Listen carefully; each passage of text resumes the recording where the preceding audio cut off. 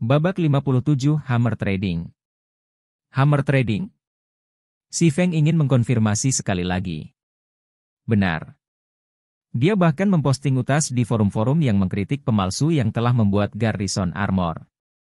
Saat ini, utas telah menerima lebih dari 7 juta klik. Dengan itu, pria itu dengan cepat menjadi orang terkenal di kota Sungai Putih. Saya mendengar banyak persekutuan besar telah mencoba merekrutnya dengan harga tinggi. Pemain logistik itu memiliki wajah yang penuh dengki ketika dia berbicara.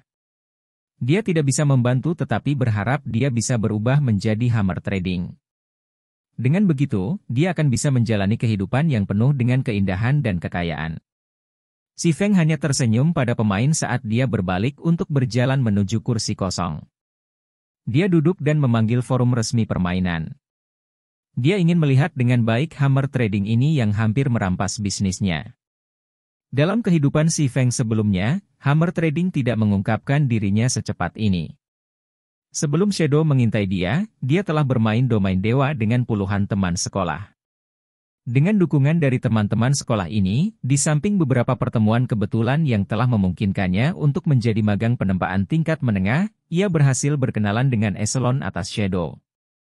Pada saat itu, ada sedikit magang penempaan menengah. Peralatan perunggu yang dipalsukan pada saat itu juga sangat populer. Melihat situasi seperti itu, Shadow juga menginginkan bagian dari keuntungan. Jadi, mereka membayar harga yang besar untuk menyewa Hammer Trading.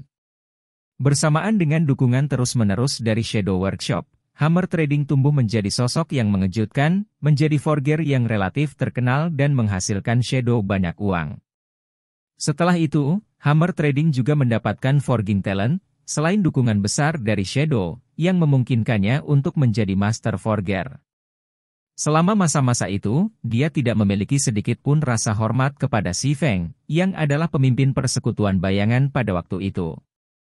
Pada akhirnya, dengan dukungan kuat dari Hammer Trading, bersama dengan beberapa master forgers dan master potion makers, Lanhua Financial Groups dengan senang hati menyetujui akuisisi Shadow oleh dominator dunia. Kalau tidak, grup keuangan Lanhua tidak akan menyetujui keputusan tanpa ragu-ragu dan memberhentikan Si Feng pada saat yang sama. Si Feng membuka forum untuk Star Moon Kingdom, hatinya menyesali bagaimana nasib mempermainkannya. Dalam kehidupan ini, tepat ketika Garrison Armor mulai menjual seperti kue panas, Hammer Trading tampaknya memutuskan jalannya menuju kekayaan. Si Feng tidak bisa membantu tetapi mengakui bahwa dia dan Hammer Trading adalah rival dalam hidup. Si Feng mencuri forging talent dari Hammer Trading, sedangkan Hammer Trading berbalik untuk memutuskan jalan menuju kekayaan. Menjelajahi forum Star Moon Kingdom, Si Feng dengan cepat menemukan utas bertanda merah, diposisikan di bagian atas forum.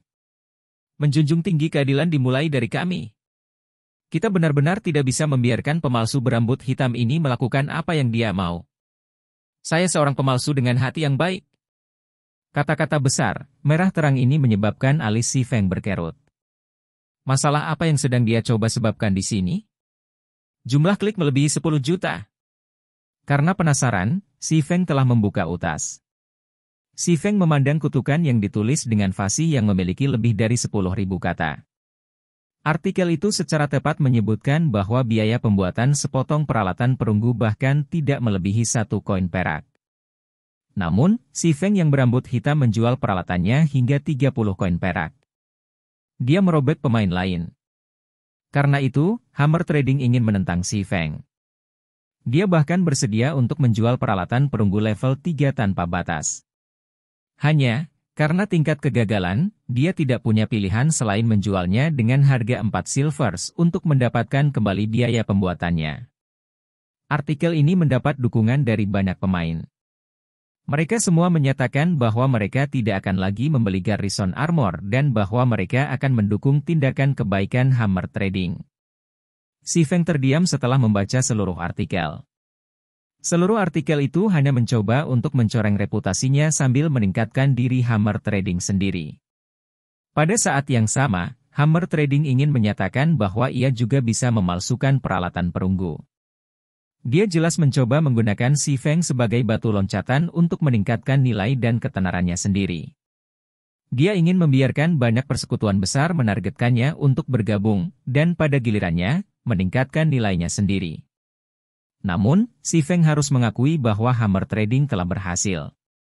Ketenarannya tidak hanya meningkat dalam ledakan, tetapi banyak guild kelas 2 juga mengiriminya undangan. Bahkan ada beberapa guild kelas 1 yang bersedia membahas masalah kerja sama dengan Hammer Trading. Sial, tidak hanya dia memutuskan jalanku menuju kekayaan, dia masih ingin menggunakan aku sebagai batu loncatan. Si Feng tidak bisa lagi menahan amarah seumur hidupnya. Dia ingin mengajar Hammer Trading dengan benar.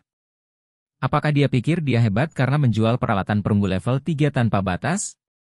Si Feng tidak ingin memiliki hubungan dengan Hammer Trading jika dia tidak mencoba menggunakan Si Feng sebagai batu loncatan. Namun, sekarang dia telah memprovokasi Si Feng, dia harus siap membayar harga yang sesuai. Si Feng merasa itu hanya lucu ketika dia melihat pernyataan dan angka yang diberikan oleh Hammer Trading. Basic Forging Apprentices hanya memiliki tingkat kesuksesan 5% ketika menempa sepotong peralatan perunggu level 3. Namun, melihat angka-angka yang diberikan oleh Hammer Trading, dapat dilihat bahwa ia tidak hanya memiliki desain tempa untuk sepotong peralatan perunggu. Dia pasti juga mendapatkan item yang meningkatkan tingkat keberhasilan untuk menempa. Selain menggunakan uang penempaan menengah, tingkat keberhasilannya harus sekitar 20%. Itu sebabnya dia berani mengatakan omong kosong dan mengeluarkan beberapa peralatan untuk dilelang untuk membuktikan kata-katanya. Namun, menurut perkiraan Si Feng, untuk meningkatkan reputasinya, Hammer Trading kehilangan 1 koin perak untuk setiap bagian peralatan perunggu yang dijualnya.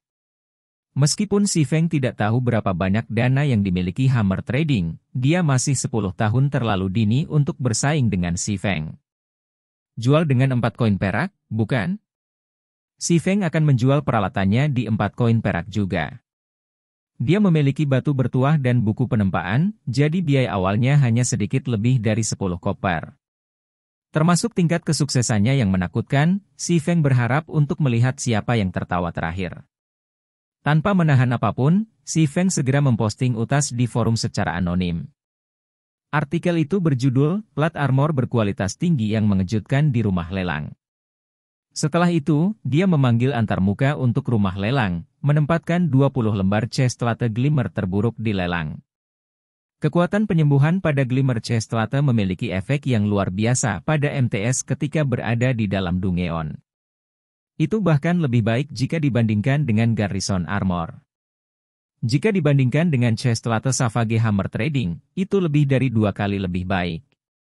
Pemain secara alami akan tahu peralatan mana yang harus dipilih ketika mereka melihat glimmer chestlate.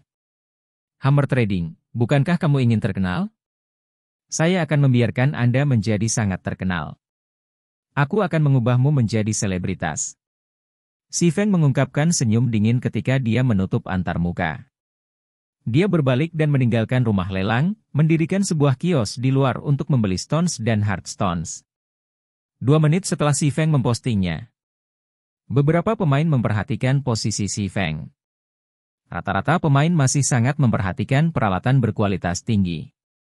Saat ini, pemain rata-rata bahkan tidak memiliki sepotong peralatan perunggu, belum lagi peralatan berkualitas tinggi.